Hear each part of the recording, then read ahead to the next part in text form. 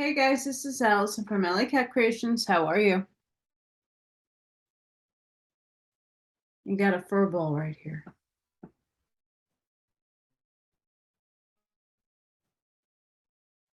Please like, share, and subscribe Amish Mindset to my channel if you haven't done so already.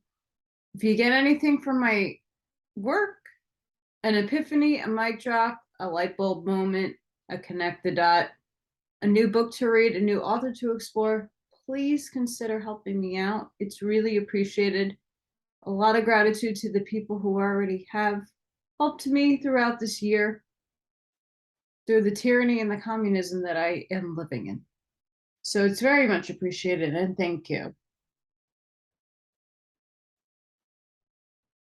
My hair is being ridiculous. It is very rainy. A little difficult for me to move today. I do have arthritis. No matter what I do, it still exists. It's way better than it was. But I'm cracking like a Rice Krispie treat.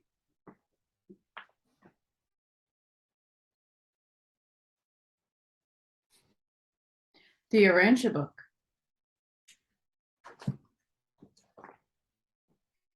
I would put it on top of Morgan, but I can't do that to her. So I'll figure it out. Today I'm going to read paper 38, Ministering Spirits of the Local Universe. The last one was really good. Not going to lie. Archangels.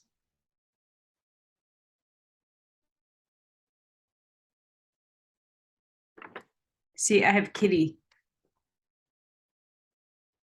Kitty in my spot. That's right, you're in my spot. She's purring. So if I turn away, I'm not doing disrespectful, but I'll try to project louder. Ministering spirits of the local universe. There are three distinct orders of the personalities of the infinite spirit.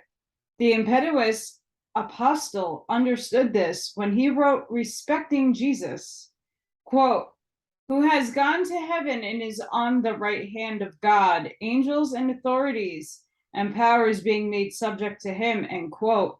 Angels are the ministering spirits of time, authorities, the messenger hosts of space, powers, the higher personalities of the infinite spirit.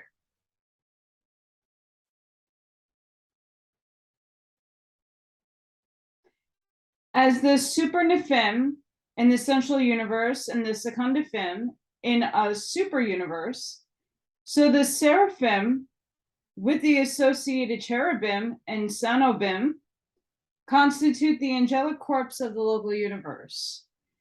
The seraphim are all fairly uniform in design. From universe to universe, throughout all 7 of the super universes, they show a minimum of variation. They are the most nearly standard of all spirit types of personal beings. Their various orders constitute the corps of the skilled and common ministers of the local creations. Origin of seraphim. Seraphim are created by the universe mother spirit and have been projected in unit formation, 41,472 at a time ever since the creation of the pattern angels and certain angelic archetypes in the early times of Nebadon. The creator sun and the universe representation of the infinite spirit collaborate in the creation of a large number of suns and other universe personalities. Following the completion of this united effort, the sun engages in the creation of the material suns, the first of the sex creatures, while the universe mother spirit concurrently engages in her initial solitary effort at spirit reproduction. Thus begins the creation of the seraphic hosts of a local universe.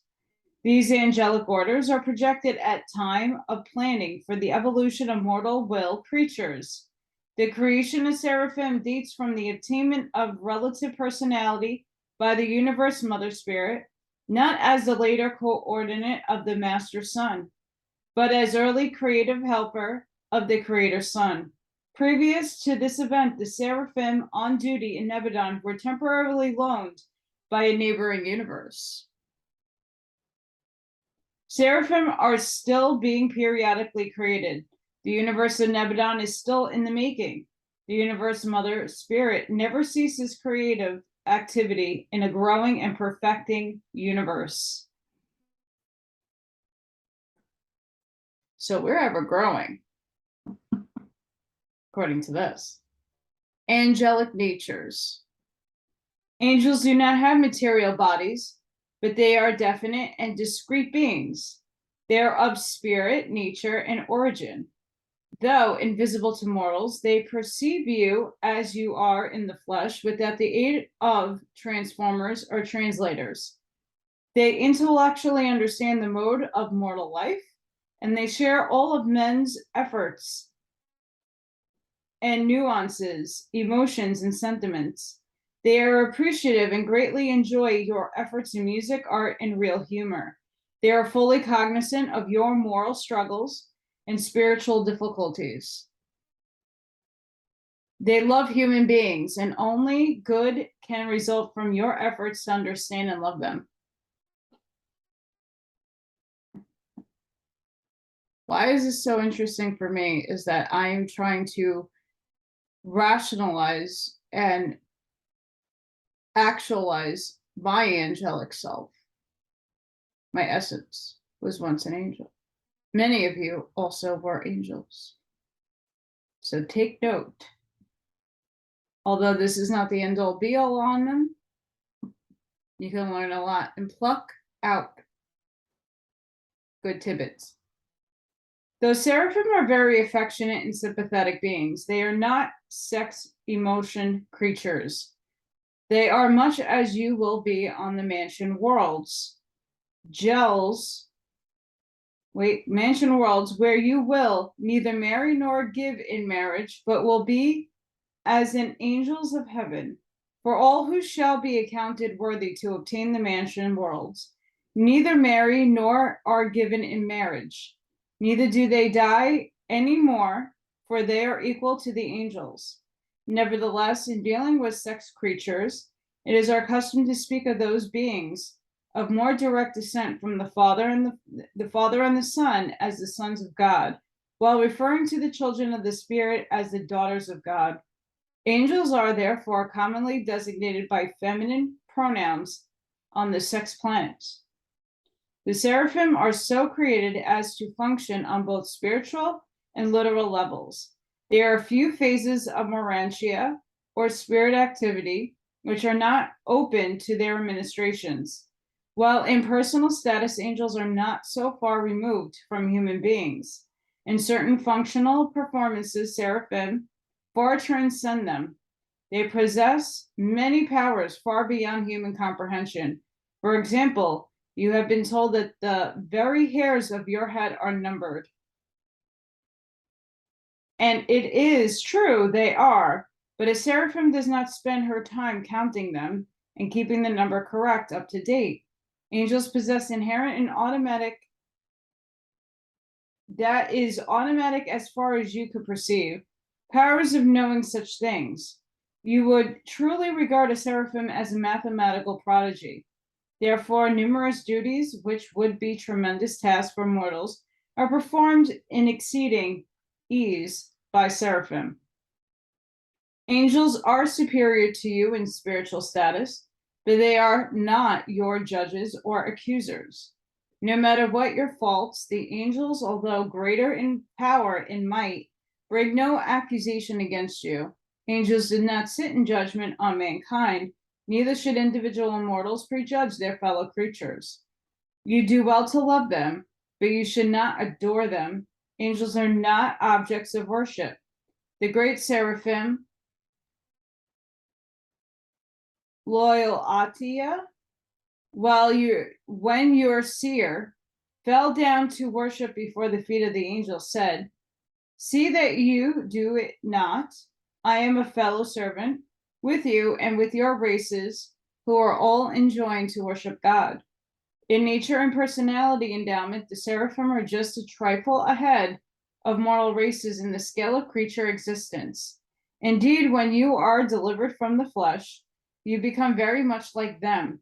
On the mansion worlds, you will begin to appreciate the seraphim on the constellation spheres, to enjoy them, while on Salvington, they will share their place of rest and worship with you.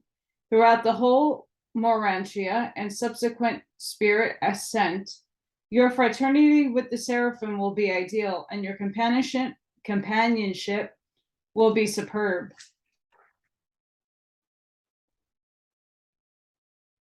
Excuse me, kitty. Unrevealed angels. Oh, you see, I just had to say, excuse me, and she goes. Good job, Mama. There we go. Numerous orders of spirit beings function throughout the domains of the local universe that are unrevealed to mortals because they are in no manner connected with the evolutionary plan of paradise ascension. In this paper, the word angel is purposely limited to the designation of those seraphic and associated offspring of the universe mother spirit who are so largely concerned with the operation of the plans of mortal survival. They serve in the local universe 6 other orders of related beings.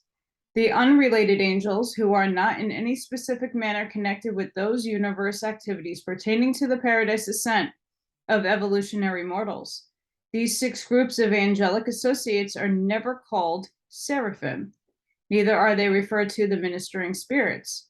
These personalities are wholly occupied with the administration and other affairs of Nebadon engagements, which are in no way related to man's progressive career of spiritual ascent and perfection attainment.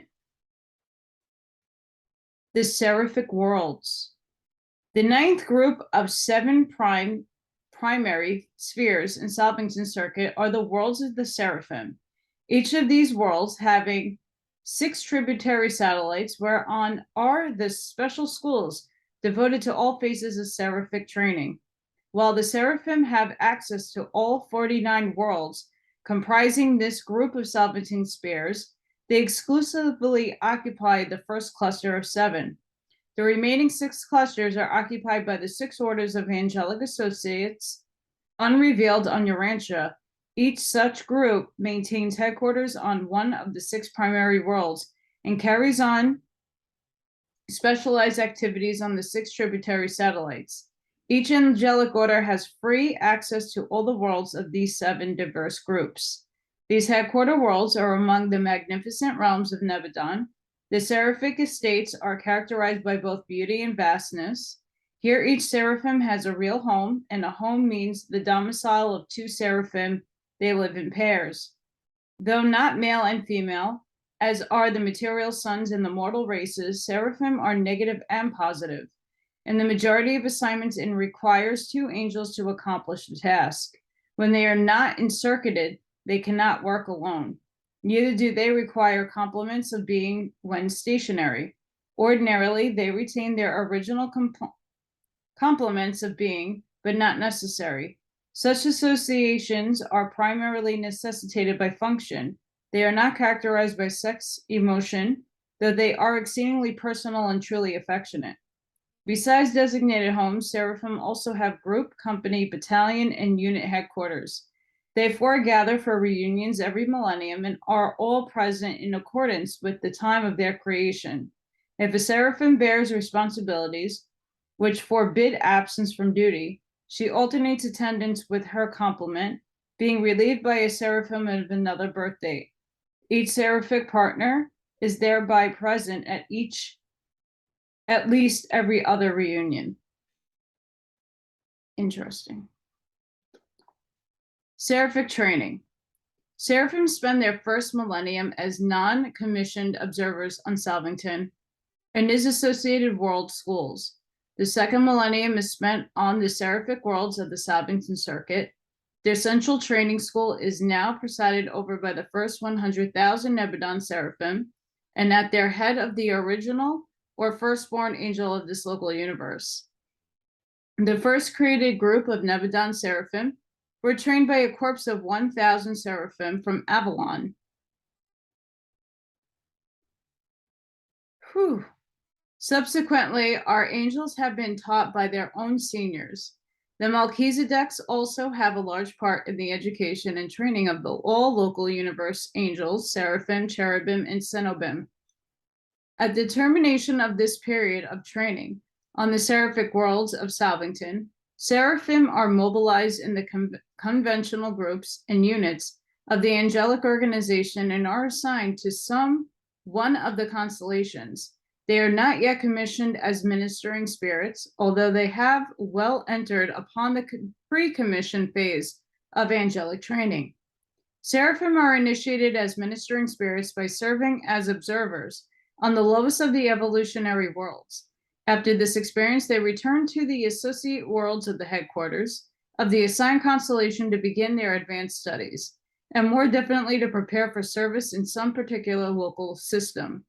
Following this general education, they are advanced to the service of one of the local systems on the archetypal worlds associated with the capital of Sum. Nebadon system are seraphic, complete their training, and are commissioned as ministering spirits of time. When once seraphim are commissioned, they may range all Nebadon, even Arvantan, or on assignment. Their work on the universe is without bounds and limitations. They are closely associated with the material creatures of the worlds and are ever in the service of the lower orders of spiritual personalities, making contact between these of the spirit world and the mortals of the material realms. Now we know who and what angels are coming to us. How fun. Seraphic organization. After the second millennium of sojourn at seraphic headquarters, the seraphim are organized under chiefs into groups of 12. 12 pairs, 24 seraphim, and 12 groups constitute a company. 144 pairs, 144 pairs, 288 seraphim, which is commanded by a leader. 12 companies under a commander constitute a battalion, 1,728 pairs, or 3,456 seraphim. And 12 battalions under a director equal a seraphic unit, 20,736 pairs, or 41,472 individuals. While 12 units subject to command of a supervisor constitute a legion numbering 248,832 pairs, or 497,664 individuals. Jesus alluded to such a group of angels that night in the Garden of Gethsemane. I never say that right. When he said, I can even now ask my Father, and he will presently give me more than 12 legions of angels. 12 legions of angels comprise a hosting number 2,985,000. Wait. Oh, here's the dyslexia all over again. 2,985,984 pairs, or 5,971,968 individuals, and 12 such hosts make up the largest operating organization of seraphim, an angelic army. A seraphic host is commanded by an archangel or by some other personality of coordinate status, while the angelic armies are directed by the brilliant evening stars or by other immediate lieutenants of Gabriel. And Gabriel is the supreme commander of the armies of heaven, the chief execute of the sovereign of Nebadon, the Lord God of hosts. Though serving under the direct supervision of the infinite spirit, as personalized on Salvington, since the bestowal of Michael on Urantia, seraphim and all other local universe orders have become subject to the sovereignty of Master Son. Even when Michael was born of the flesh on Urantia, there issues the super universe broadcast to all Nebadon, which proclaimed, and let all the angels worship him. All ranks of angels are subject to his sovereignty. They are a part of a group which has been denominated his mighty angels. Cherubim and Cenobim. In all essential endowments, cherubim and cherubim are similar to seraphim. They have the same origin, but not always the same destiny. They are wonderfully intelligent, marvelously efficient, touchingly affectionate, and almost human. They are the lowest order of angels, hence all the nearer of the kin to the more progressive types of human beings on the evolutionary worlds. Cherubim and cenobim are inherently associated, functionally united. One is an energy positive personality, the other energy is negative. The right hand deflector, or positively charged angel, is the cherubim, the senior or controlling personality. The left hand deflector, or negatively charged angel, is cenobim, the complement of being. Each type of angel is very limited in solitary function, hence they usually serve in pairs. When serving independently of their seraphic directors, they are more than ever dependent on mutual contact and always function together. Cherubim and cenobim are the faithful and efficient aids of the seraphic ministers, and all 7 orders of seraphim are provided with these subordinate assistants. Cherubim and cenobim serve for ages in their capacities, but they do not accompany seraphim on assignments beyond the confines of the local universe. The cherubim and cenobim are the routine spirit workers on the individual worlds of the systems. On a non-personal assignment and in an emergency, they may serve in the place of a seraphic pair, but they never function, even temporarily, as attending angels to human beings that are an exclusive seraphic privilege. When assigned to a planet, cherubim enter the local courses of training, including a study of planetary uses and languages. The ministering spirits of time are all bilingual, speaking the language of the local universe of their origin and that of their native super universe. By studying the schools of the realms, they acquire additional tongues. Cherubim and cenobim, like seraphim and all other orders of spiritual beings, are continuously engaged in efforts at self-improvement. Only such as the subordinate beings of power, control, and energy direction are incapable of progression. All creatures having actual or potential personality volation seek new achievements. Cherubim and cenobim are by nature very near the Urantia level of existence, and they prove to be most efficient in the borderland work of the physical, Urantial, and spiritual domains. These children of the local universe, Mother Spirit, are characterized by 4th creatures, much as are the Havoner servitals and the conciliating commissions. Every 4th cherubim and every 4th cenobim are quasi-material, very definitely resembling the Urantia level of existence. These angelic 4th creatures are of great assistance to the seraphim in the more literal phases of their universe and planetary activities. Such Urantia cherubim also perform many indispensable borderline tasks on the Urantia training worlds and are assigned to the service of the Urantia companions in large numbers. They are to the Urantia spheres about what the midway creatures are to the evolutionary planets. On the inhabited worlds, these Urantia cherubim frequently work in liaison with the midway creatures. Cherubim and midway creatures are distinctly separate orders of beings. They have dissimilar origins, but they disclose great similarity in nature and function. Remember those midway creatures.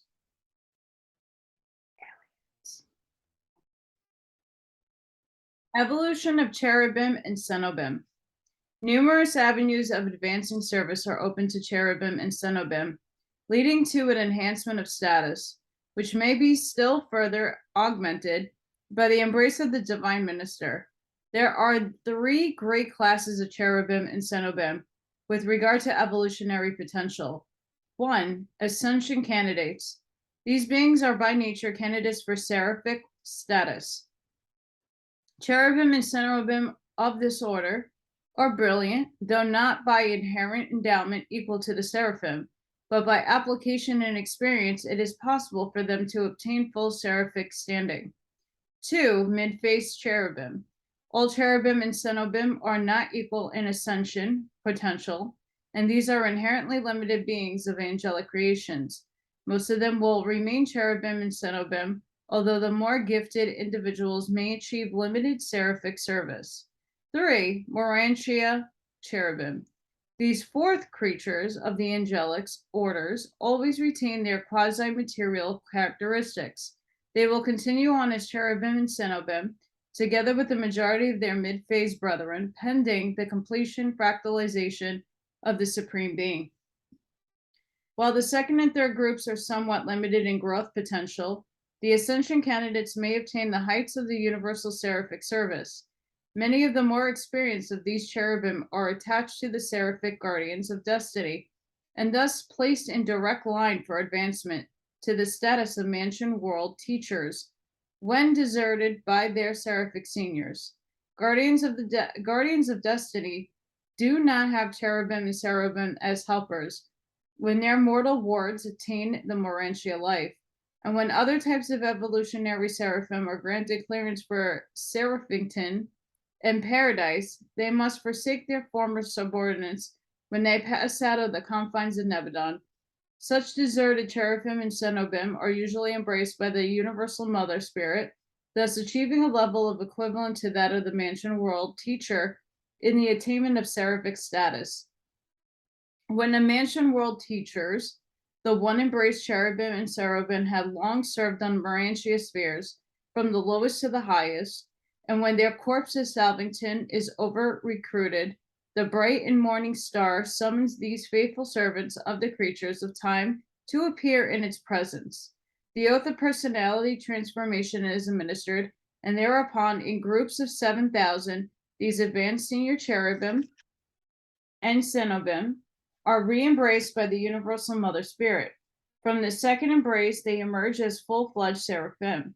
Henceforth, the full and complete career of a seraphim, with all of its paradise possibilities, is open to such reborn cherubim and cherubim. Such angels may be assigned as guardians of destiny to some mortal beings. If the mortal ward obtains survival, then do they become eligible for advancement to Seraphington and 7 circles of seraphic attainment, even to paradise in the corpse of the finality. The midway creatures. The midway creatures have threefold classification. They are properly classified with the ascending sons of God. They are factually grouped with orders of permanent citizenship, while they are functionally reckoned with the ministering spirits of time because of their intimate and effective association with the angelic hosts in the work of serving mortal men on the individual worlds of space. These unique creatures appear on the majority of the inhabited worlds and are always found on the decimal or life experiment planets such as Urantia. Midwayers are of 2 types, primary and secondary, and they appear in the following techniques. 1. Primary midwayers, the more spiritual group, are somewhat standardized order of beings who are unformally derived from the modified ascendant mortal staffs of the planetary princes. The number of primary midway creatures is always 50,000, and no planet enjoying their ministry has a larger group. The second midwayers, the more material group of these creatures, vary greatly in numbers on different worlds, though the average is around 50,000. They are variously derived from the planetary biologic uplifters, the Adam and Eves, or from their immediate progeny. There are no less than 24 diverse techniques involved in the production of these secondary midway creatures on the evolutionary worlds of space. The mode of origin for this group on Urantia was unusual and extraordinary. Neither of these groups is an evolutionary accident. Both are essential features in the predetermined plans of the universe architects, and their appearance on the ever-evolving worlds of the opportune juncture is in accordance with the original designs and development plans of the supervising life carriers. Primary midwayers are energized intellectually and spiritually by the angelic technique and are uniform in intelligent and intellectual status. The 7 adjunct mind spirits make no contact with them, and the only 6 and the 7th, the spirit of worship and the spirit of wisdom, are able to minister to the secondary group. Secondary midwayers are physically energized by the atomic technique, spiritually encircuited by the seraphic, and intellectually endowed with the Urantia transition type of mind. They are divided into 4 physical types, 7 orders spiritually, and 12 levels of intellectual response to this joint ministry of the last 2 adjutant spirits and Urantia mind. These diversities determine their differential of activity and planetary assignment. Primary midwayers resemble angels more than mortals. The secondary orders are much more like human beings. Each renders invaluable assistance to the other in the execution of their manifold planetary assignments. The primary ministers can achieve liaison co-cooperation with the both Urantia and spirit-like controllers and mind circuiters. The secondary group can establish working connections only with the physical controllers and the material circuit manipulators. But since each order of midwayer can establish perfect synchrony of contact with the other, each group is thereby able to achieve practical utilization of the entire energy gamut, extending from the gross physical power of the material worlds up through the transition phases of universe energies to the higher spirit reality forces of celestial realms. The gap between the material and spiritual worlds is perfectly bridged by the serial association of mortal man, secondary midway, primary midwayer, Urantia cherubim, mid-phase cherubim, and seraphim. In the personal experience of an individual mortal, these diverse levels are undoubtedly more or less unified and made personally meaningful by the unobserved and mysterious operations of the divine thought adjuster. On normal worlds, the primary midwayers maintain their service as the intelligence corps and as celestial entertainers in behalf of the planetary prince, while the secondary ministers continue their cooperation with the atomic regime of furthering the cause of progressive planetary civilization. In case of defection of the planetary prince of the failure of the material sun has occurred on Urantia, the midway creatures become the wards of the system sovereign and serve under the directing guidance of the acting custodian of the planet. But on only 3 other worlds in Satania do these beings function as one group under unified leadership, as do the Unite Midway Ministers of Urantia. The planetary work of both primary and secondary midwayers is varied and diverse on numerous individual worlds of a universe. But on a normal and average planets, their activities are very different from the duties which occupy their time on isolated spheres such as Urantia. The primary midwayers are the planetary historians who, from the time of the arrival of the planetary prince to the age of settled light and life, formulate the pageants and designs, the portrayals and planetary history for the exhibitions of the planets on the system's headquarters worlds. Midwayers remain for long periods of time on inhabited world, but if faithful to their trust, they will eventually and most certainly be recognized for their age-long service in maintaining the sovereignty of the Creator Sun. They will be dutifully rewarded for their patient ministry to the material mortals on their world of time and space. Sooner or later, all accredited midway creatures will be mustered into the ranks of the ascending sons of God and will duly initiate into the long adventure of the paradise ascent in company with those very mortals of animal origin, their earth brethren, whom they so jealously guard and so effectively serve during the long planetary sojourn. Presented by Melchizedek, acting by request of the chief of the seraphic hosts of Nebadon. Phew. I hope you all enjoyed that, because that was good. Next time, paper 39, seraphic hosts. We'll have to wait and see what that one says. This was really good. I hope you guys enjoyed. Sending each and every one of you love and light. Please don't forget to like, share, and subscribe. And if you can help me out, that'd be amazing. Things suck. I'm running out of food. I will figure it out, but hope is always something very grand for me. Have a great weekend. And I'll see you in the next one, guys. Bye.